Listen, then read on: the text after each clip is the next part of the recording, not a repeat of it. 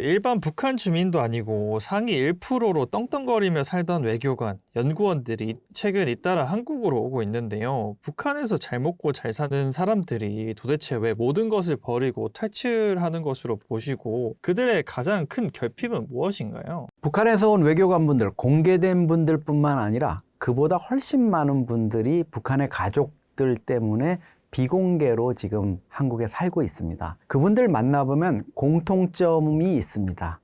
나 북한에서 먹고 살 만큼 누리면서 살았어요. 이렇게 얘기를 합니다. 그럼 한국에는 왜 왔을까요? 이렇게 얘기하면 자식이 원수지요. 이렇게 얘기를 합니다. 기본적으로 본인의 어떤 삶보다 자식들의 미래를 위해서 온 겁니다. 북한 외교관들이 해외 생활을 하면서 또 주재원들이 해외 체류를 하면서 기본적으로 자녀들을 데리고 나와서 이제 현지에서 체류를 하는데요. 자녀들 같은 경우엔 현지에서 국제학교나 이런 데를 다니지 않습니까? 그런데 일정 시간이 지나면 어느 날 아이가 커밍아웃을 합니다. 아빠 사실 나 학교 다니면서 한국 친구가 생겼어. 또 한국 드라마랑 영화도 봤어요. 이렇게 얘기를 합니다. 아, 이거 큰일 났다. 이렇게 생각했던 애는 이미 늦은 거죠. 2년, 3년 근무를 마치고 돌아갈 때쯤 되면 아이가 이렇게 얘기를 한답니다. 저 평양으로 돌아가기 싫어요. 거기 가서는 살지 못할 것 같아요. 대책이 없죠. 일부는 아이가 먼저 한국 대사관에 뛰어들기도 하고요. 일부는 아버지가 고집을 결국 꺾지 못하고 따라 나서게 되는 겁니다. 아이를 버리고 갈 수는 없으니까요. 뭐 평양으로 그냥 돌아가자 이렇게 얘기할 수도 있지만 특히 여러분들 아시겠지만 엄마의 경우에는 특히 아들 놓고 그렇게 정을 떼고 가지는 못합니다. 결국 어쩔 수 없이 이분들 한국을 선택하게 되죠. 근데 결과적으로는 이분들이 여기 와서 또 하는 얘기가 있습니다. 어쩔 수 없이 아이 때문에 왔지만 오길 잘한 것 같아요. 비록 본인들은 여기 와서 적응에 힘들고 북한에서의 삶보다 누리지를 못하고 또 특히나 북한의 부모님이나 형제, 가족들, 남겨진 가족들이 엄청난 고초를 겪을 수밖에 없는 상황에 대해서 죄책감에 시달리기도 하죠. 그렇지만 그런 모든 것들을 이겨낼 수 있는 게 여기에 그 똑똑한 아이들이 한국에 와서 자유롭게 북한처럼 감시받거나 억눌리거나 김일성, 김정일 가계 우상화 교육에 세뇌되는 그런 상황에서 벗어나서 미래를 꿈꿀 수 있다는 거죠. 그런 것 때문에 북한 엘리트들이 결국 탈북길에 나설 수밖에 없고 이런 행렬들이 지금 점점 늘고 있습니다. 실제로도 많이 늘고 있나요? 그렇습니다. 북한에서 지금 북중 접경을 통해서 일반 주민들이 이제 탈북한다는 건 사실상 어려워졌습니다. 코로나 이후에 무엇보다도 중국이 북한에서 넘어오는 탈북민들에 대해서 철저히 막고 있어요. 코로나 감염 때문이기도 했지만 이 사람들이 중국 지역으로 넘어와 가지고 여러 가지 문제를 일으킬 수 있다는 이런 우려 때문에 막고 있고요. 북한도 철저하게 북중 접경 지역에 지금 펜스를 치고 뭐 감시 카메라를 설치하고 특히 중국 같은 경우엔 첨단 AI 기술까지 적용을 해가지고 감시를 하고 또 신원, 인식 등을 통해 가지고 끝까지 추적을 해서 이제 강제 송환을 시키고 있는 이런 상황이거든요. 그래서 최근에 탈북민들 1년에 들어오는 숫자가 100명대밖에 안 됩니다. 과거 한 해에 가장 많이 들어올 때 2000년대 초중반 3000명, 2900명까지 된 적이 있었거든요. 지금 많이 줄었고 그나마 지금 들어오시는 탈북민 분들은 과거에 중국으로 탈북했다가 거기에서 뭐 결혼을 하거나 또 인신매매가 되거나 이래서 5년, 10년, 15년, 많게는 20년 이상 살다가 이제 한국에 들어오려고 하는 이런 분들이 대부분이고요. 그에 반해서 해외에 나와 있던 엘리트, 외교관이라든가 상사 주재원, 해외 노동자, 또 식당에서 일하시던 분들, 이런 분들의 탈북 인원은 좀 늘고 있습니다. 그래서 최근 고위급 외교관들의 탈북이 과거보다 더 잦아진 도미노 현상으로 보이고 있는데요. 이것이 김정은 체제가 내부적으로 텅 비어가고 있다는 시그널로 해석해도 될까요? 김정은이 이런 부분에 대해서 위기감을 느낄 겁니다. 북한 엘리트층 사이에서 또 고위층 사이에서 탈북은 지능순이다 이런 얘기까지 있다고 하거든요. 뭐 탈북이 지능순이다 이렇게 얘기를 한다면 가장 지능 높은 분들은 과거에 북한 정권 수립되는 이 시기에 한국으로 넘어온 실향민 분들이겠죠. 또 6.25 전쟁 때 안 되겠다 해가지고 1.4.5 때나 이럴 때 한국으로 내려와서 정착하신 분들이겠죠. 이제 이 탈북 엘리트들의 어떤 움직임 이런 것들이 정말 늘고 있고요. 이분들이 한국에 올 수 있는 다 올 수 있는 건 아닙니다. 아무리 엘리트 외교관이라 그래도 북한이 족쇄를 딱 채워놓은 게 있습니다. 바로 자녀 문제입니다. 일반 외교관들이나 상사 주재원 해외 근무자들은 나갈 경우에 부부 동반으로 대체로 나가서 같이 일을 합니다. 그런데 자녀가 둘일 경우에는 한 명을 반드시 인질처럼 두고 나가게 돼 있습니다. 또 자녀가 하나일 경우에도 마찬가지고요. 그 연령대별로 북한 당국이 여러 가지 통제를 가합니다. 그러면 지금 오는 탈북 엘리트들은 뭐냐? 가만히 살펴보시면 태영호 공사라든가 또 쿠웨이트에서 온 유현우 참사라든가 여러 사람들을 보면은 북한에서 정말 끝내주는 집안에 있던 사람들 아닙니까? 이분들 같은 경우에는 그 인질로 두고 나가야 되는 이거에 예외를 적용받는 거죠. 예를 들어서 북한에 정말 김일성하고 같이 북한 정권을 수립한 그 후손들 여기가 해외로 나간다는데 북한 보위부나 이런 데서 아이 한 명은 두고 나가시죠 이러면 그 할아버지나 그 할머니가 가만히 있겠습니까? 너 이 자식아 지금 우리 집안을 뭘로 보고 그따위 얘기를 하는 거야. 이렇게 얘기하는 거죠. 왜? 사실 이분들이 전문 외교관으로 나가는 경우도 있지만 외교관과 결혼한 자기 딸이 북한 체제에서 벗어나서 좀 자유롭게 생활을 할 수 있게 외교관으로 내보내는 경우가 많거든요. 그뿐만 아니라 해외 외교관으로 나가고 상사주재원으로 나가는 분들의 이 특권층에 있는 사람들의 상당수는 그냥 정만 거기에 걸어놓고 나가서 자녀들하고 자유롭게 살라는 이런 의미가 더 많은데 그거를 애 하나 두고 나가십시오 이렇게 얘기한다? 이게 안 되는 거죠. 그러니까 그런 분들은 나가서도 아이들도 엘리트 그 핏줄이 있어서 그런지 세상에 눈 뜨는 이게 더 많아지고요. 확률적으로 이 고위층, 핵심층 엘리트들의 탈북 또 한국행이 더 많은 비중을 차지하고 있습니다. 그래서 북한이 최근 적대적 두 국가론을 선포하고 남북 연결 통로를 완전히 끊었는데요. 북한은 왜 이런 극단적 폐쇄 조치를 취하고 내부 엘리트층들에게는 어떻게 다가올 것으로 보시나요? 김정은이 대남 차단벽을 치고 사상 통제에 나서는 거는요. 가장 중요한 이유는 젊은 층들이 한류 문화에 물들고 있기 때문입니다. 한국 드라마와 영화, 가요에 물들고 있고요. 한국식 패션 문화, 또 헤어스타일 이런 것들이 평양에 상륙했습니다. 그리고 김정은이가 제일 화나는 게 남한식 말투 쓰지 말라는 거죠. 이런 겁니다.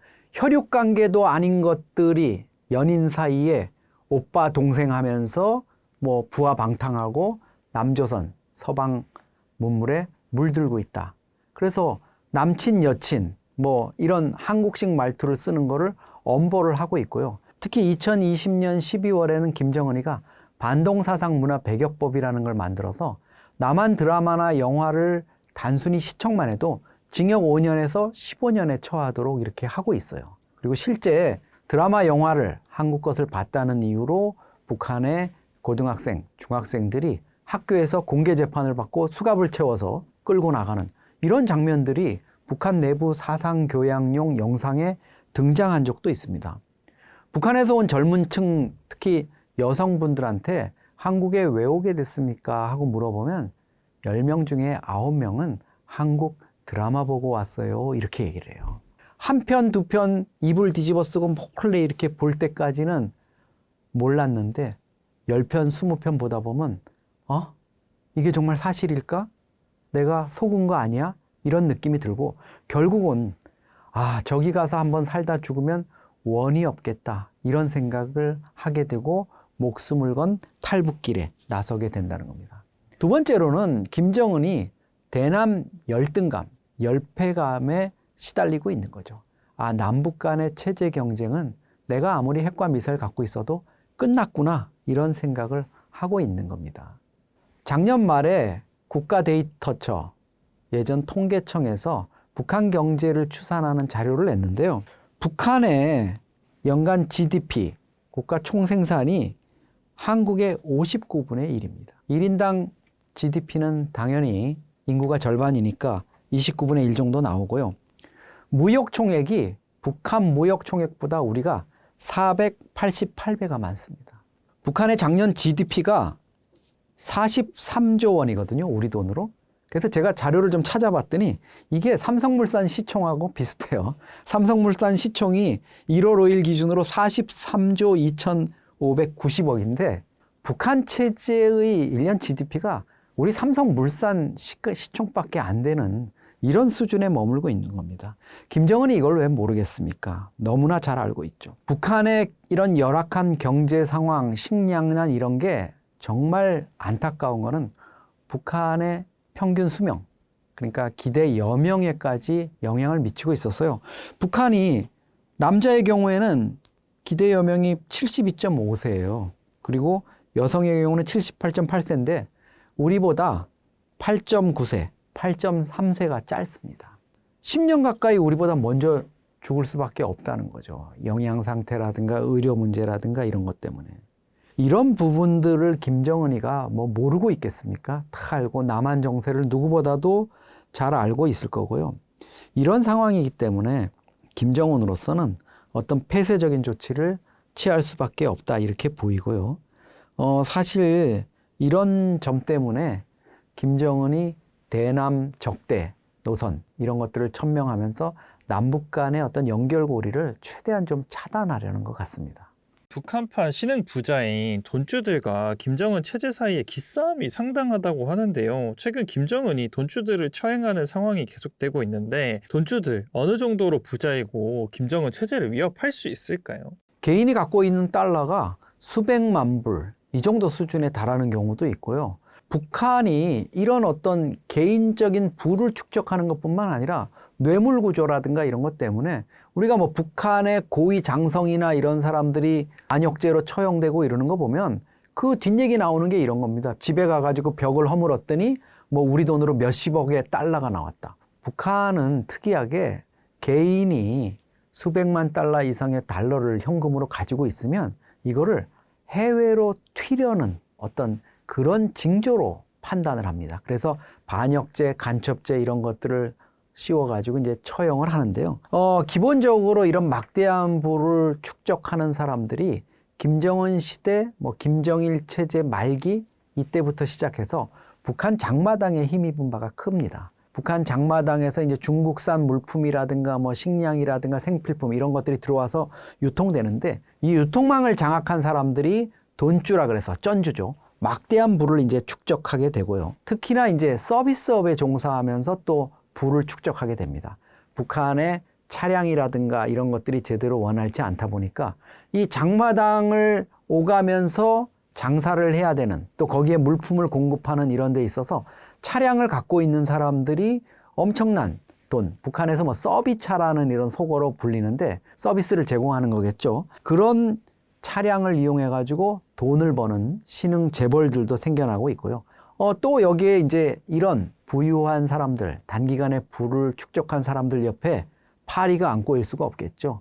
뭐 안전원이라든가 우리 경찰, 또 보위부, 국정원이라든가 여러 가지 공안기구라든가 지역의 노동당 감독기구 이런 데서 나서가지고 뇌물을 걷어들이는 거죠. 이런 부패 고리까지 맞물리면서 엄청난 부를 축적한 사람들이 나타나고 있기 때문에 작년 말에도 사실 평양에서 50대 부부가 처형이 됐어요. 한류 문화에 물들고 뭐 반역죄 뭐 이렇게 해가지고 처형이 됐는데 이 사람들도 마찬가지입니다. 북한이 요즘 뭐 모빌리티 혁명이라 그러면 좀 이상하지만 북한에서도 이제 옛날처럼 자전거 타고 이러는 게 아니라 전동 킥보드라든가 전기 자전거가 이제 생겨나고 있거든요. 그러다 보니까 이게 인기를 끌면서 평양에 좀 먹고 산다는 사람들이 이걸 사다 보니까 중국으로부터 전동 킥보드라든가 전기 자전거 또 그 부품을 수입해 가지고 판매하거나 수리라든가 이런 서비스를 제공하는 사람들이 엄청난 부를 거머쥐고 있는데 이 처형된 부부도 이걸 통해서 막대한 부를 축적했다 그럽니다. 근데 아마 이 사람들이 겁 없이 제대로 뇌물을 상납하지 않았거나 또는 불투명한 돈을 많이 축적했거나 혹은 남쪽에 한국 상품을 은밀하게 유통했다거나 또 달러를 현금을 지나치게 많이 가지고 있는 이런 부분들이 아마 포착이 된 것 같습니다. 그러다 보니까 김정은이 이 장마당 세력에 대한 일정 부분의 통제 이런 차원에서 극단적인 조치를 취하지 않았을까 이런 생각이 듭니다.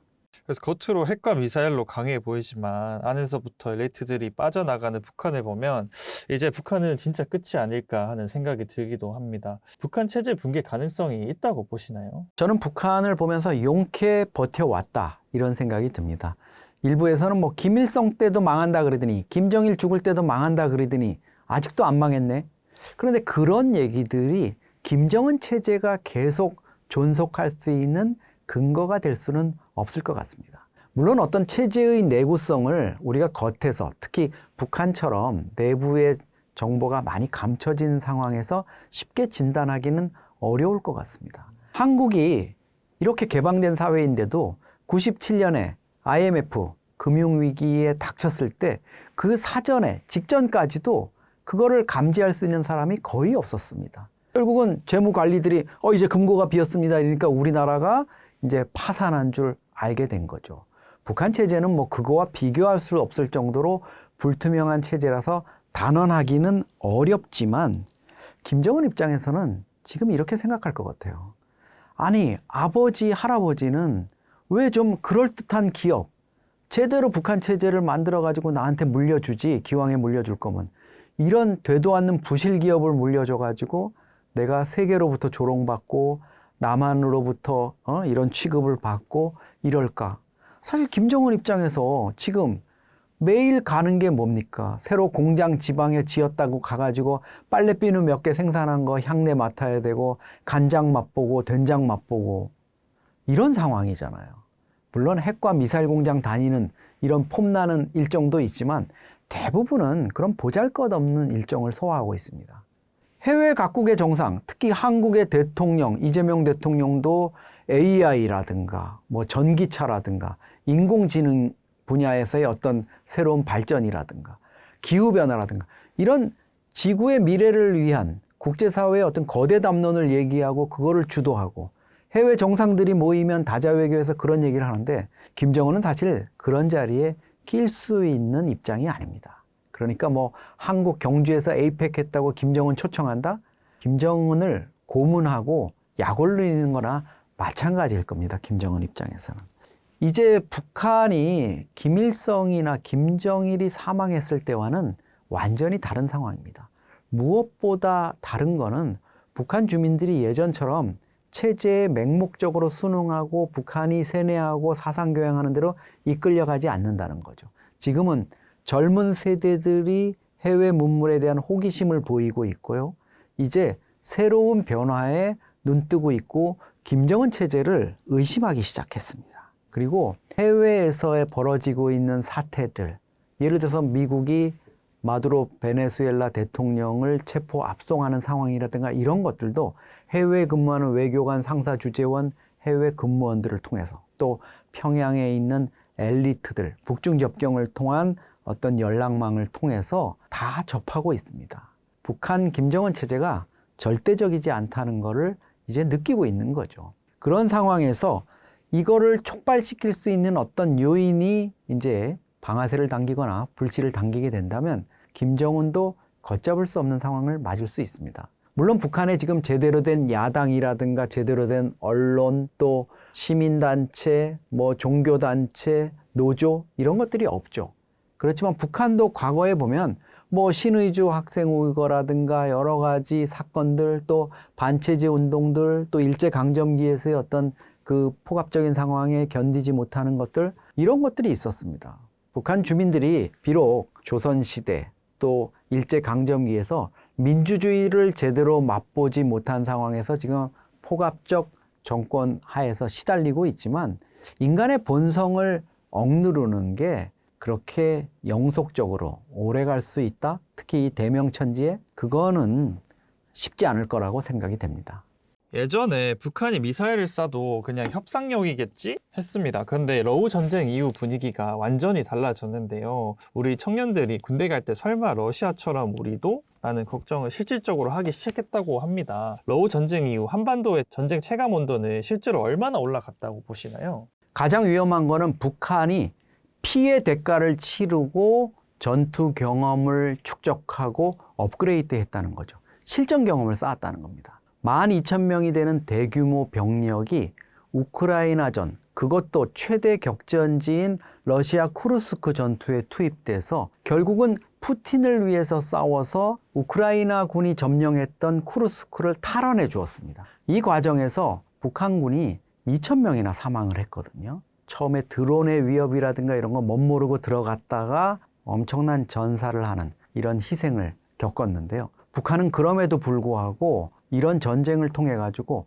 전술이라든가 또 시가전에 대한 어떤 특수작전 이런 부분들의 경험을 쌓았고요. 또 러시아로부터 제공받은 신무기 체계, 특히 우크라이나, 러시아의 드론전을 보면서 현대전이 이렇게 운용되는구나 하는 실전 경험을 쌓았습니다. 우리 같은 경우에도 과거 1960년대 베트남전 참전을 통해 가지고 자주국방의 기틀을 닦고 소총도 제대로 생산 못하던 데서 M16 소총을 미군으로부터 받아오고 이러면서 군 현대화의 어떤 획기적인 전기를 마련한 전례가 있습니다. 북한은 이것을 현세기에 이런 부분을 달성을 하고 있다는 거. 이 부분이 우리에게는 가장 위험한 부분일 수 있고요. 뭐 전쟁 체감 온도라고 이렇게 표현을 하셨는데 사실 북한이 과거에는 핵과 미사일로 위협을 하고 재래 전력에서 우리에게 좀 뒤지는 것 아니냐 이런 평가를 받았었는데 이제 김정은이 뭐랄까요? 재래식 전력에 새롭게 눈을 떴다?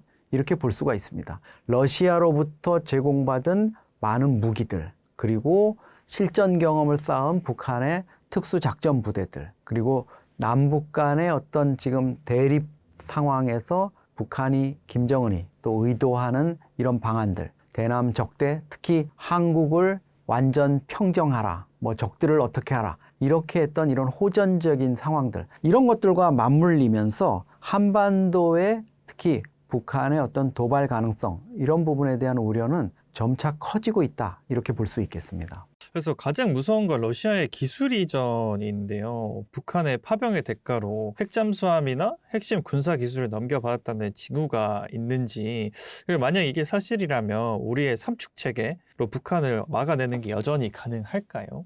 김정은이 지난 크리스마스 날 아침에 우리한테 정말 엄청난 선물을 던졌죠. 자기가 만들고 있는 핵 잠수함의 선체를 완성했다면서 그거를 북한 매체를 통해서 공개를 한 겁니다. 김정은이 핵 잠수함을 추진하겠다고 얘기한 게 이제 2021년이었는데요. 5년 정도 시간이 흘러서 이제 선체를 완성했습니다. 전문가들마다 좀 견해는 엇갈리는 것 같아요. 뭐 블러핑용이다. 아직 완성 안 됐는데 저렇게 과시하려는 거다. 어떤 분들은 이미 선체가 완성됐으니까 그 안에 핵 잠수함용 원자로가 장착이 돼 있는 거 아니냐. 뭐 다 만들어 놓고 또 뜯고 거기다가 넣을 수는 없는 거니까요. 이런 얘기를 하면서 이 원자로를 러시아가 지원한 게 아니냐. 이런 얘기를 하고 있습니다. 혹은 과거에 소련의 구식 핵 잠수함에서 뜯어낸 원자로를 적용한 거다. 가능성은 적지만 북한이 자체적으로 생산한 원자로를 장착했을 수도 있다. 이런 얘기가 나옵니다. 우리가 주목해야 될 거는 러시아가 핵 잠수함용 원자로라든가 또 핵기술, 대륙간 탄도미사일 개발에 쓰일 어떤 기술들 이런 것들을 북한 측에 파병 대가로 제공하는 게 아니냐 이런 문제가 될 수 있습니다. 사실 2023년 11월에 북한이 러시아가 제공한 군사정찰위성 기술을 활용해서 우리보다 먼저 군사정찰위성 1호기를 쏘아 올리는데 성공을 했습니다. 근데 중요한 건 김정은이 그 이듬해 초에 기분이 이제 날아갈 것 같으니까 올해 군사정찰위성을 3개 더 쏘겠다 이렇게 얘기를 했습니다. 아마 푸틴으로부터의 지원을 기대하고 그런 얘기를 한 것 같은데 지금 2년이 흘렀는데 아직까지도 한 발도 추가로 못 쏘고 있습니다. 그냥 군사정찰위성 하나 띄워가지고 지금 돌고 있는 거죠. 아마도 푸틴 입장에서는 너가 비록 나한테 뭐 병력을 보내고 무기를 지원하고 했지만 그거 군사정찰위성 그 ICBM 기술로 전용될 수 있는 고급 기술인데 그때 한 번 너 쏠 수 있게 원포인트 레슨 해준 걸로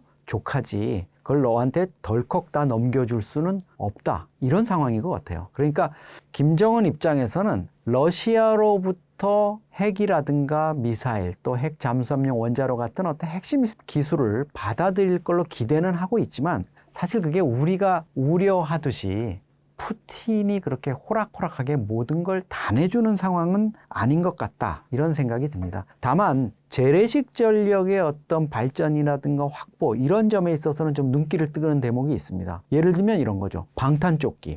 북한의 방탄조끼라는 게 뭐 형편없는 이런 방탄조끼가 그 방탄력이라든가 또 편의성, 전투에 있어서 편의성 이런 것들이 매우 중시되는데요. 최근에 제가 입수한 첩보에 따르면 러시아가 북한에 방탄조끼 한 10,000개를 제공을 했다 그래요. 근데 이게 러시아 군인들이 쓰던 거니까 체형이 맞지 않잖아요. 북한은 특히 우리보다 체격이 한 10cm 이상 작고 이러니까 이 부분에 대해서 북한이 문제를 제기하니까 러시아가 그럼 우리가 방탄조끼 원단이라든가 이런 걸 줄 테니까 너희가 만들어서 너희 자체적으로도 쓰고 우리 규격에 맞게 좀 생산을 해줘. 이렇게 북러 간의 군사 밀착이 이런 세심한 전투 장비에까지 이어지고 있다는 거죠. 이런 부분들이 우리한테는 상당히 위협이 될 수 있습니다. 북한의 어떤 전투 능력이라든가 북한군의 전력 증강에 러시아의 기술들이 이제 적용될 수 있는 부분, 이런 부분들이 있고요.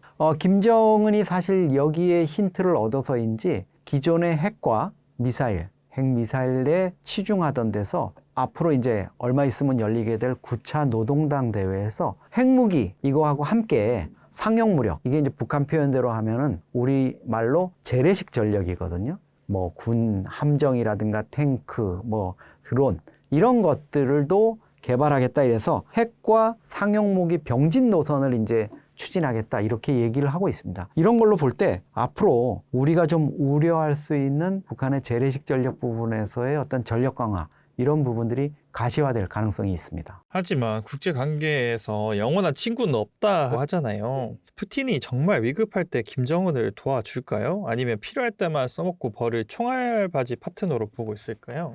푸틴은 김정은에게 정말 고마워할 겁니다. 자기의 짓밟혔던 자존심, 2차 대전 이후에 처음으로 러시아 본토인 쿠르스크를 외부 세력에 뺏겼던 그거를 북한 김정은이 도와줬어요. 김정은에 대해서 러시아 외교 관리들이 늘 이렇게 얘기를 합니다. 정말 전 세계가 아무도 도와주지 않을 때 당신만은 우리를 도왔다. 근데 이게 최근 들어서 점점 립서비스에 그치는 이런 모습을 보이고 있습니다. 이제 우크라이나 전쟁이 미국의 중재로 점점 이제 종전 쪽으로 접어들고 있는데요. 김정은 입장에서는 뭔가 푸틴이 자기의 도움에 대해서 반대급부가 오지 않을까 이렇게 기대를 하고 있는데 푸틴은 상황이 좀 다급한 것 같습니다. 무엇보다도 이제 쿠르스크를 되찾고 전쟁이 종전 국면으로 치달으면서 푸틴 입장에서는 이제 다급할 일이 없어진 겁니다. 북한의 전투병이라든가 또 포탄이라든가 이런 것들을 더 이상 필요로 하진 않는 이런 상황? 이러다 보니까 뭐 화장실 갈 때하고 올 때 마음이 다르다 이렇게도 얘기하지 않습니까? 그런 상황이 좀 연출되고 있는 게 아닌가 이렇게 생각이 들고요.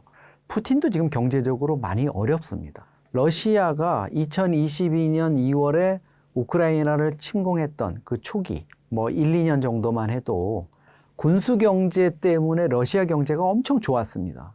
모스크바나 이런 데서는 오히려 경기가 전쟁이라는 걸 못 느낄 정도로 호황이었고요. 지난 2024년에도 러시아의 경제 성장률이 4.3%였어요. 근데 이게 지난해부터 상황이 엄청 안 좋아지기 시작했습니다. IMF가 작년 러시아 경제 성장률 추정치 낸 게 0.9%예요. 러시아 재무부도 1.5% 정도? 이 정도밖에 안 될 거다. 이렇게 얘기를 했습니다. 그러니까 반토막 이상 나면서 점점 이제 0%대 이 성장을 기록하게 되면 북한은 물론이고 러시아 입장에서는 이게 상황이 말이 아니게 되는 거죠. 러시아 입장에서는 당장 전쟁 후유증으로 해서 경제가 엉망이 될 거고 특히 많은 병력들이 전장에서 숨지고 또 징병을 피해가지고 젊은 청년들이 다 해외로 도피를 했어요. 초기에만 60만 명이 튀었거든요. 그러다 보니까 200~300만 명의 지금 생산 인력이 부족할 거다. 푸틴으로서는 고민이 많을 겁니다. 지금 북한 도와주고 뭐 이럴 만한 그런 여력이 없는 게 있고요. 북한과 러시아 관계가 우크라이나 종전 이후에도 계속 동력을 받아서 가려면 무엇보다도 양측의 정치적 의지도 중요하지만 경제 교역 관계가 중요합니다. 근데 국가 데이터처, 우리 통계청이죠, 과거에. 거기에서 지난해 말에 러시아 경제, 또 북한 경제에 대해서 통계를 냈는데 북한의 대외 교역에서 러시아가 차지하는 게 1%가 안 됩니다. 중국이 98%예요. 그러니까 국가 간의 관계, 체제 간의 관계에서 대외 교역의 비중이 1% 미만이다. 이거는 두 국가의 관계가 사실 별 볼 일 없다는 거고요. 경제 문제로 뭉치지 않고 연결되지 않은 관계라는 거는 정말 모래성 같은 거죠. 그런 면에서 볼 때 김정은 입장에서는 푸틴 형님 그렇게 도와줬으면 밀가루 이런 식량 또 생필품 거기에다가 스텔스 전투기라든가 자기가 원하는 여러 가지 무기 체계를 주지 않을까? 이렇게 기대는 하고 있는데 그게 안 들어가고 있잖아요. 그게 들어가면 한미 정보 당국이 다 체크를 할 수밖에 없습니다. 그게 현금으로 들어가더라도요. 근데 지금 벌써 파병한 지 1년이 넘었는데 그런 게 전혀 보이지 않고 있거든요. 김정은 입장에서는 이거 그렇게 도와줬는데 별거 없나? 이런 상황으로 점점 가고 있는 것 같습니다. 북한 내부 소식에 정통하시잖아요. 그래서 여쭈고 싶은 것이 있는데 파병 갔던 군인들의 가족이나 평양 엘리트들 사이에서 왜 남의 나라 전쟁에 우리 자식들을 보내냐라는 불만이나 동요 같은 거는 감지되지 않았나요? 눈치 빠른 사람들은 알고 있습니다. 북한 TV에 우크라이나전에 가서 싸우는 북한군 병사들의 얘기가 나왔는데 특히 쿠르스크를 해방시켜줬다. 영화가 나왔는데 거기에 보면 북한군 병사들이 쿠르스크에서 싸우고 나서 점령을 한 다음에 러시아 국기를 개양하고 있어요. 이런 거 보면은 이거야말로 정말 명분 없는 전쟁 아니냐 이렇게 생각을 할 수 있을 거고요. 특히 북한이 내세우는 게 무슨 러시아를 침공한 신나치 세력이라고 우크라이나와 나토 국가들을 비난하고 있거든요. 신나치 이거 언제 타령을 하고 있는 건가요? 그러니까 이게 먹히지가 않는 거죠. 거기에다가 14,000명이 가가지고 2,000명이 전사했어요. 그러면 병력 7명 중에 1명이 사망한 겁니다. 괴멸 상태죠. 그리고 2,000명의 한 3배, 4배, 5배까지의 부상병이 났을 겁니다. 전사자는 어쩔 수 없다 그래도 수천 명의 부상병들이 평양으로 돌아와서 전국 각지에 자기 집으로 전역해서 돌아갈 거 아닙니까? 그러면 북한도 저출산 국가거든요. 대부분 이제 아이를 하나 낳습니다. 외아들 군대에 보냈는데 우크라이나에 간다는 소식도 없이 끌려가가지고 죽거나 아니면 사지가 절단되거나 눈이 안 보이게 되거나 이런 상황으로 돌아와서 정말 저 어린 나이에 큰 고통을 겪는 이런 거를 부모나 친구들이나 또 친인척들이 보면 어떤 심경이 들겠습니까? 지금은 김정은이가 이거를 무마하려고 무슨 노동당에 입당시켜준다. 죽은 다음에 노동당원 되는 게 무슨 의미가 있겠습니까? 아파트를 준다. 그리고 영웅칭호를 준다. 이렇게 하고 있는데 이게 점점 시간이 흐르면서 특히 김정은 체제에 대한 어떤 반감이나 이런 부분이 번지게 되면 이 부분들에 대한 어떤 불만 세력들 여기에 어떤 입장들이 반발이 표출되지 않을까 이렇게 생각을 합니다. 센터장님께서는 30년 넘게 북한을 보셨는데 위기는 늘 있었지만 우리는 극복해 왔습니다. 2026년 이 짙은 안개 속에서도 우리가 희망을 찾을 수 있는 평화의 끈은 어디에 남아 있을까요? 저희가 북한 문제를 다룰 때 오랜 격언이 있습니다. 위기 속에 기회가 있고 기회 속에 위기가 있다. 잘 될 때 조심하고 어렵더라도 희망을 잃지 말고 어떤 돌파구를 마련해보자 이런 얘기일 것 같은데요. 이번에는 이게 어둠이 너무 깊습니다. 정말 터널이 깊어서 어디가 끝일지 모를 이럴 지경이거든요. 2019년 2월 하노이 북미 정상회담이 결렬된 직후에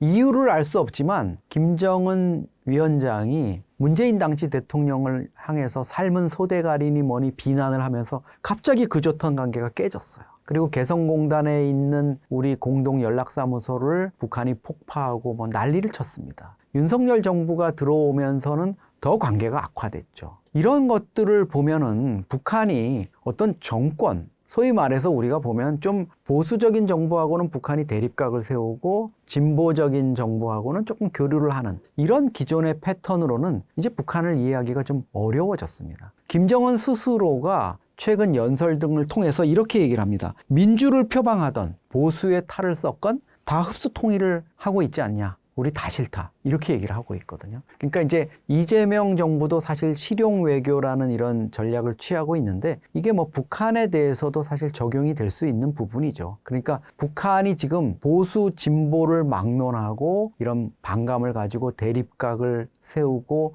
우리를 제1주적이라 그러고 심지어 남북한이 다른 민족이라고 얘기해요. 우리 뭐 한때 단군 민족이라 그러고 북한 스스로가 우리 민족끼리라고 그렇게 얘기하던 걸 이 김정은이가 완전히 이제 뒤집어 버렸죠. 이런 상황에서 사실 돌파구가 마련되기가 쉽지 않아 보입니다. 4월 달에 미중 정상회담을 위해서 트럼프가 중국을 방문하는 길에 김정은과 전격적으로 만나는 이런 상황들, 이 상황을 우리 정부가 좀 페이스메이커 역할을 해서 이재명 대통령 표현을 빌리면 그렇게 해가지고 뭔가 좀 좋은 관계를 만들고 남북다와의 물꼬도 좀 트려는 이런 계획을 갖고 있는데요. 과연 트럼프나 시진핑 주석이 북한에 대해서 영향력을 발휘해서 야 제발 너희들 한국 정부하고도 좀 대화를 해 정은아 이렇게 정성스럽게 우리를 챙겨서 얘기를 해줄지 남북관계를 그렇게 미중 정상이 걱정을 해줄지 이거는 좀 회의적입니다. 그렇다면 결국 미국과 북한, 중국과 북한 또 북한과 러시아 관계가 밀착돼서 돌아가면서 뭐 기존의 북중러 또 한미일 이 구도도 우리 입장에서는 조금 예전 같지 않아지는 이런 어려운 상황을 맞을 수가 있습니다. 그래서 제가 보기에는 기존의 뭐 보수는 어떻고 진보는 어떻고 이런 좀 낡은 틀에서 이제는 벗어나서 보편적 가치, 인권이라든가 민주화라든가 북한 주민의 어떤 식량권 이런 부분에 좀 주목을 하면서 원칙적으로 북한 문제를 좀 바라볼 필요가 있겠다 이렇게 생각을 하고요. 뭐 정치권에서 얘기하는 보수 진보라든가 이런 정권마다 바뀌는 대북 정책 이런 틀을 이제는 좀 벗어나서 정치권이 앞장서서 좀 여론을 결집하는 통일이라든가 남북관계에 대한 어떤 국민 공감대를 만드는 이런 부분이 필요할 것 같고요. 더 중요한 거는 대한민국 정부 또 대한민국 우리 국민들이 통일에 대한 확실한 비전을 갖는 거라고 생각합니다. 통일이 가져올 지금 분단으로 인해서 우리가 치러야 되는 많은 비용들이나 성장에 또 대한민국이 선진국으로 더 발돋움하는 데 어떤 장애가 될 수 있는 부분들 이런 부분들을 이제는 좀 넘어설 때가 되지 않았나 이렇게 생각을 합니다.